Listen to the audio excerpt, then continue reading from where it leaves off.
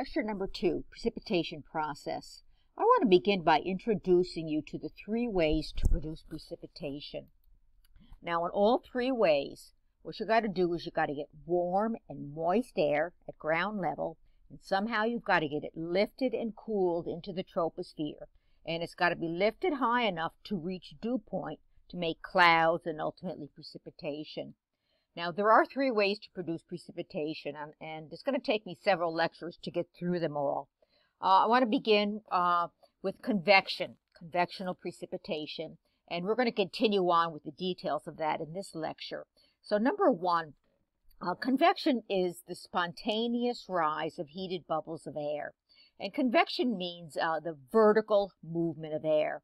Now, I've already introduced convection. You just didn't know it yet. It was the example of dew point and how we get warm bubbles of air to rise over a heated surface. That was the example over Nichols campus.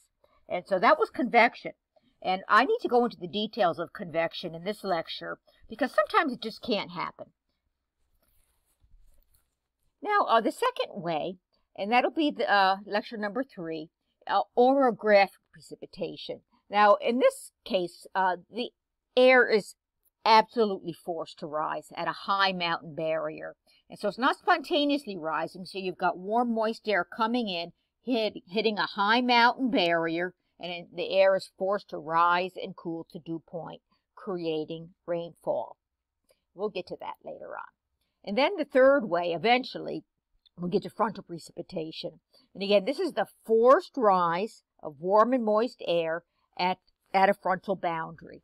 And that'll be lecture number 5. All right, let's get into the details of convection. Now, convection is very common in Louisiana. Specifically, it is the main way to produce precip during the summer months. Usually it begins about May and usually starts to, kind of end around September and definitely pretty much done by October. So it's our summertime form of precipitation. And it's afternoon thunderstorms. And the clouds are building up and creating thunderstorms. All right. Now, in order to introduce convection and talk to you about, how it happens and how it doesn't happen, I've got to say something about lapse rates. There are different kinds of lapse rates, but what they represent are rates of temperature decline in something, right? In something. And the first something is the temperature decline in the troposphere that we've already talked about. Now, specifically, that rate of temperature decline in the troposphere is called the environmental lapse rate, and it's abbreviated ELR. When I introduced the troposphere, we said that it was defined based on temperature decline from the surface to about 9 miles up. Now, there is the environmental lapse rate, there is a world average. On average in the world, the rate of temperature decline in the troposphere is about 3.5 degrees for every 1,000 feet temperature decline. But, it's a world average, so that indicates that the rate of temperature decline in the troposphere does vary.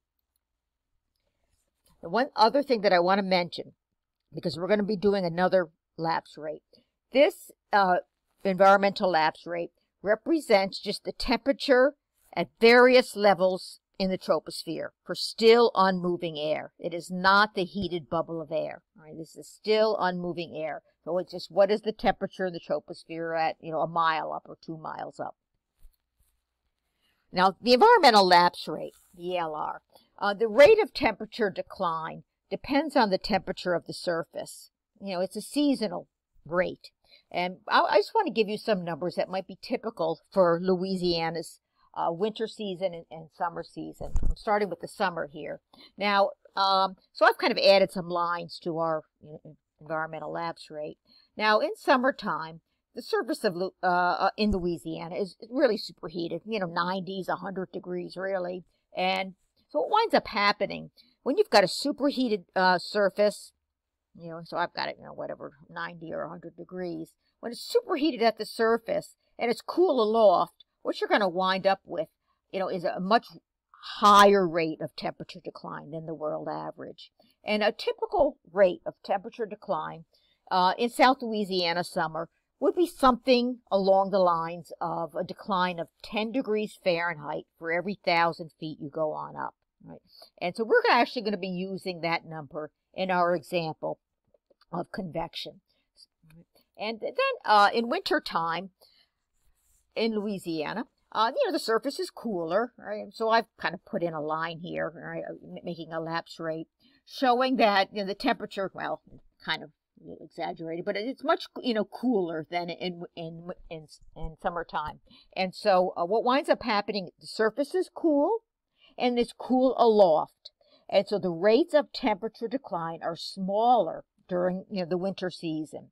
And maybe a typical rate for us in South Louisiana would be a smaller rate of decline of maybe something like 2 degrees temperature decline for every 1,000 feet. Something along that. And we're actually going to use these numbers in our example of convection. Right, so they're kind of typical. They don't have to be exactly these numbers, but we're going to use these numbers in our example. Now there is another lapse rate, and it's kind of a weird word. It's called the adiabatic lapse rate. This is the second one we're going to be working with. Now this is the temperature decline in the rising bubble of air. In the thermal. So that's why I made the point that the environmental lapse rate is for still unmoving air.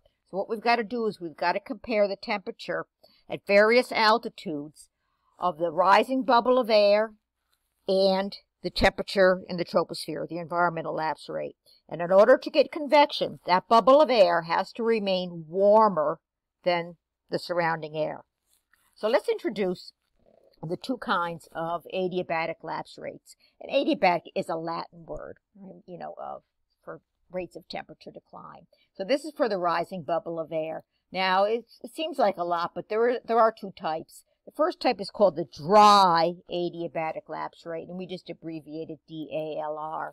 And so this is the temperature decline in that rising thermal before dew point is reached. And the DALR is minus 5.5 degrees Fahrenheit for every 1,000 feet that bubble rises. So the bubble of air starts to lift off from the ground, the surface, and we're going to subtract 5.5 degrees for every 1,000 feet that bubble rises. That's a standard rate worldwide. It all has to do with air pressure. Now there is a second adiabatic lapse rate. It's called the wet rate, and we just abbreviate it WALR for wet adiabatic lapse rate. Now this is the rate of temperature decline after dew point is reached. So once we've reached 100% relative humidity, the thermal is still rising and cooling, but condensation is occurring. And so it's called the wet rate because we're in the cloud. We're forming the cloud. Now the wet adiabatic lapse rate does vary. It depends upon the amount of moisture in the air. It varies from 2 to 4 degrees. You subtract for every 1,000 feet. And the rate is lower because during the phase change, heat is actually released. And so the wet adiabatic lapse rate is lower.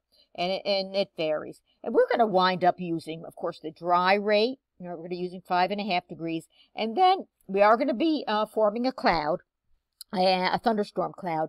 And we're just going to use, we're going to use the 2. Just subtract 2, because it's just easy to subtract for every 1,000 feet.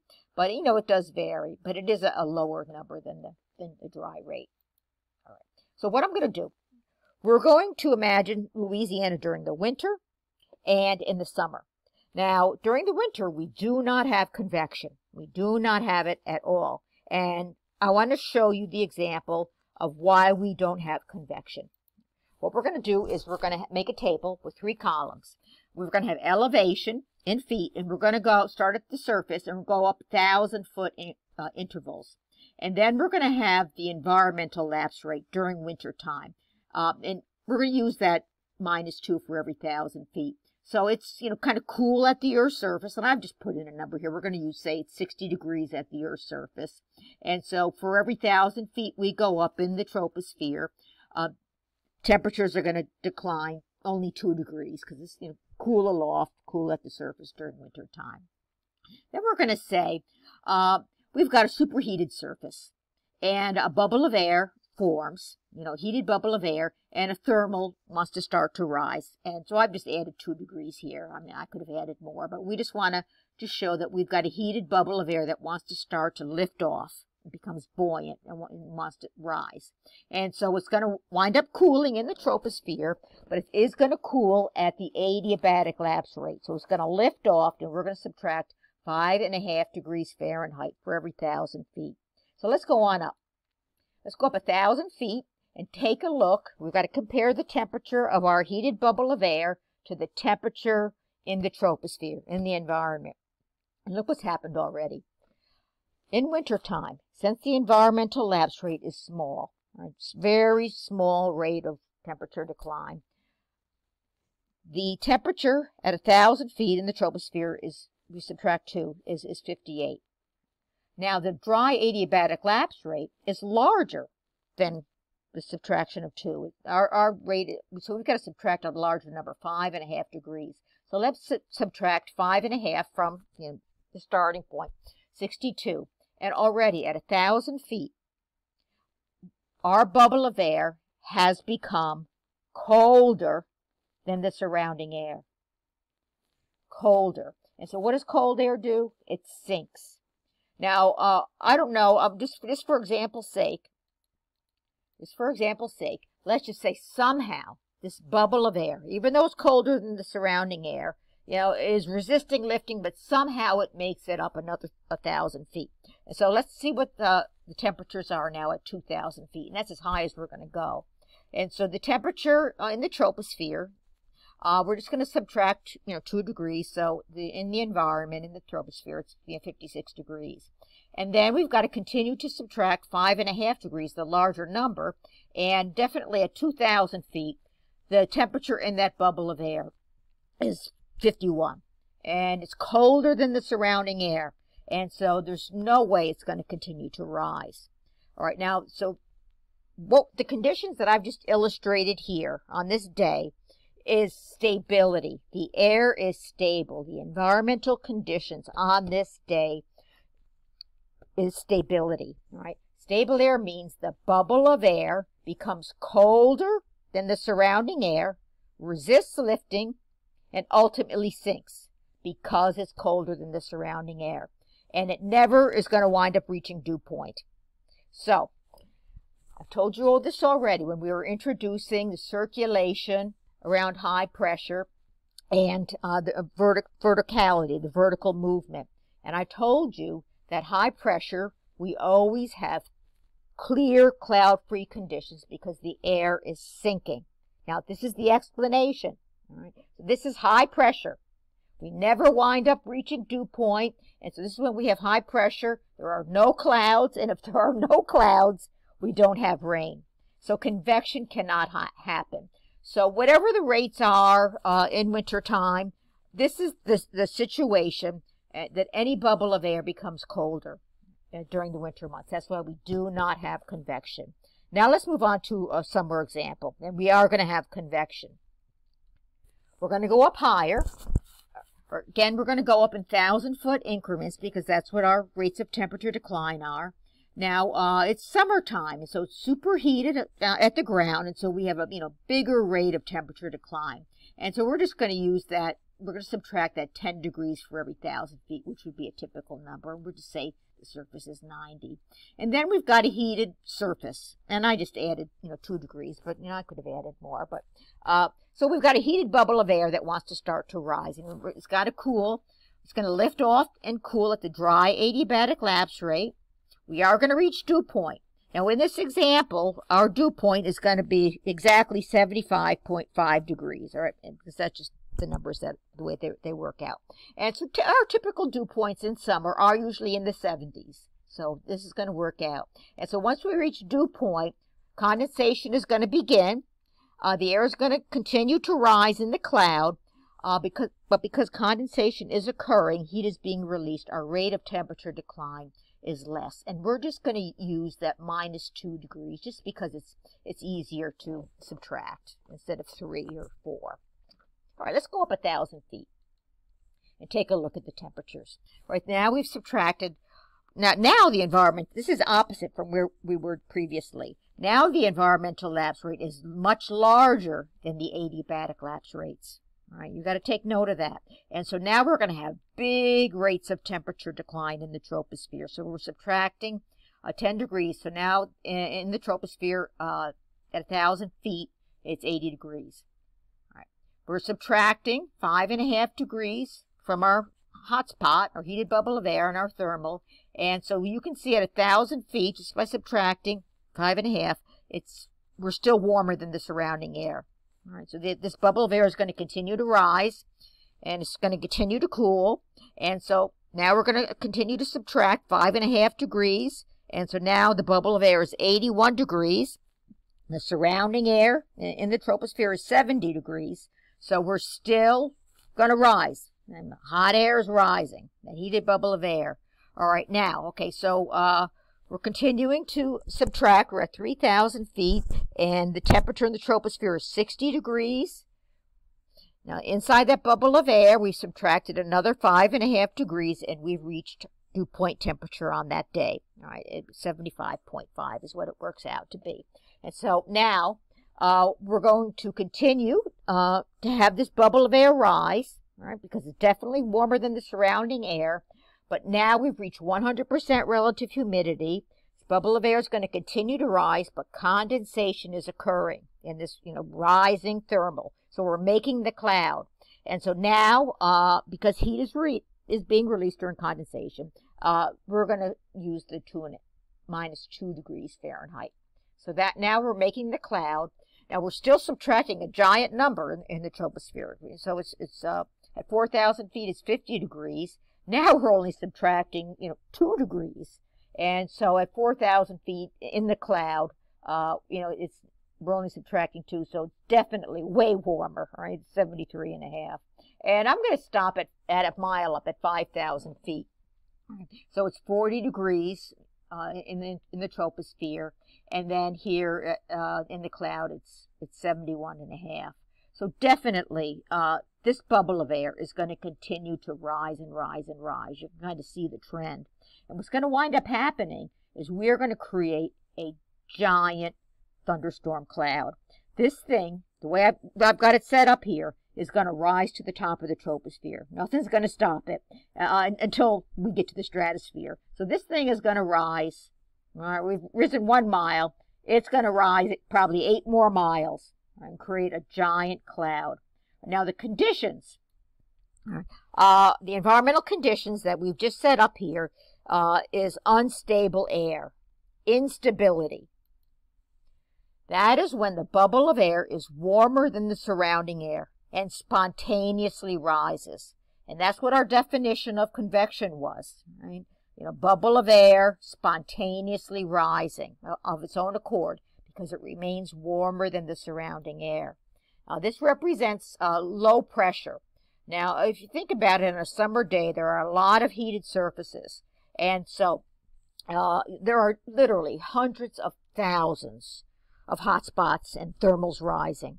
And so in the environment, you've got all this rising air, all these thermals rising against the weight of the atmosphere. And so surface pressure is low because we have all of these thermals rising in summertime. And you wind up hitting dew point and creating, giant thunderstorm clouds. And so this is how we get thunderstorms. And this is the main way we produce precipitation in Louisiana summers. And so this is convection. This is convection. So you need to know unstable air. You've got to have unstable air, and that is associated with convection, right? And represents low pressure, warm air rising. I want to talk to you about the thunderstorm cloud of convection, the cloud of convection. And the convectional thunderstorm cloud is named a cumulonimbus cloud. Now, it starts out, it's cumulus clouds in the morning, and puffy little cumulus clouds. But, given time, they'll grow into, giant thunderstorm clouds or rain clouds. And so that root word nimbus is Latin for rain. And so the thunderstorm cloud is a cumulonimbus. So I want to go over the details of a cumulonimbus cloud and the mechanisms here. Now, definitely a cumulonimbus cloud is the cloud of severe weather. This is the cloud that produces thunder and lightning, hail. This is the cloud that produces tornadoes. And this is the clouds that make up hurricanes, the rain bands and swirling around hurricanes. So this is definitely the violent weather cloud. Now, as I had just shown you in my example of convection in summertime, if the conditions are unstable, meaning that bubble of air is warmer than the surrounding air, they can rise to the top of the troposphere, 8 or 9 miles up, creating a towering cloud. Now, a cumulonimbus cloud is usually divided into two sides.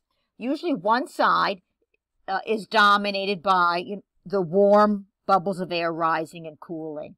And so we're going to start with the air rising at the dry adiabatic lapse rate, hit dew point, and then the air is going to continue to rise and cool at the wet adiabatic lapse rate.